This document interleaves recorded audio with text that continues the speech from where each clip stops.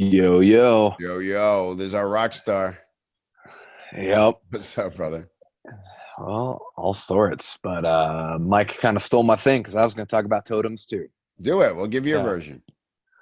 Yeah. Well, it was, yeah, Todd's talk was a Todd Herman. yep.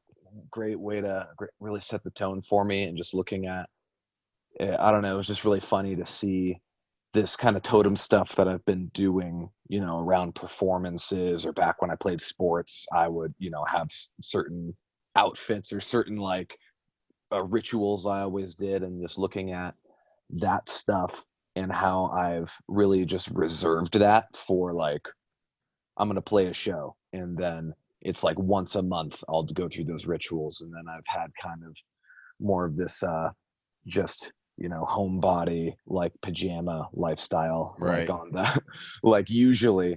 And then but then since going to Copy Chief Live, I was then without having a context for it yet, I filled a suitcase with all of my show clothes. So it was like all of my sweet outfits. I'm not going to bring anything but awesome outfits. And then Mm. going there and um realizing how that was, or having the talk or hearing Todd talk, and then realizing whoa, I'm just fully adorned in totems right Right. now. And then but then starting to realize, really kind of track how that affected my psychology and how I was showing up, not just on stage, but then when talking to other people, and the different characteristics of myself that I was activating and accessing through those kind of rituals of just, wearing a nice shirt or wearing a nice jacket or whatever. Oh, what's up, Annie? Big Al just hit us with the chat.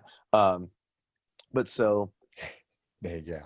yeah, but so, just really looking at then. So I came back home and have still been wearing nice shirts and wearing my business rock star clothes Yeah. like on a daily basis, because I'm realizing whoa, I can't, I just show up way, I feel sharper, I feel Right.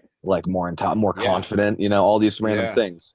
I think And so especially for performers, man, it's like there's something about we're really conscious of what we wear because of how it makes us feel, right? It's like, yeah, and that's why I love doing the alter ego party. I love that so many people embraced it and showed up in costume, and people were a little like, what are you supposed to be, and the key for me was the boots, because when I was a comic I always wore boots, and it's nice. just like I walk differently, I feel differently. You can't feel the same in boots as you can in Nikes, and Yeah, man, it was so fun.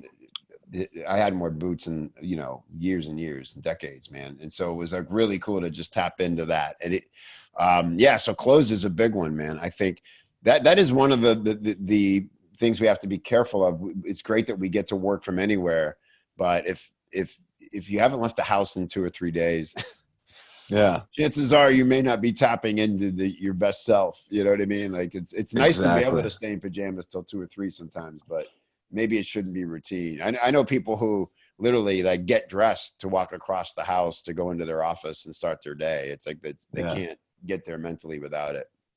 Yeah. And so, that was my big takeaway of, I guess, well, I'll turn it into a best thing. So, if you're in the habit of working in sweatpants and pajamas every day, then I would experiment with dressing up just for yourself.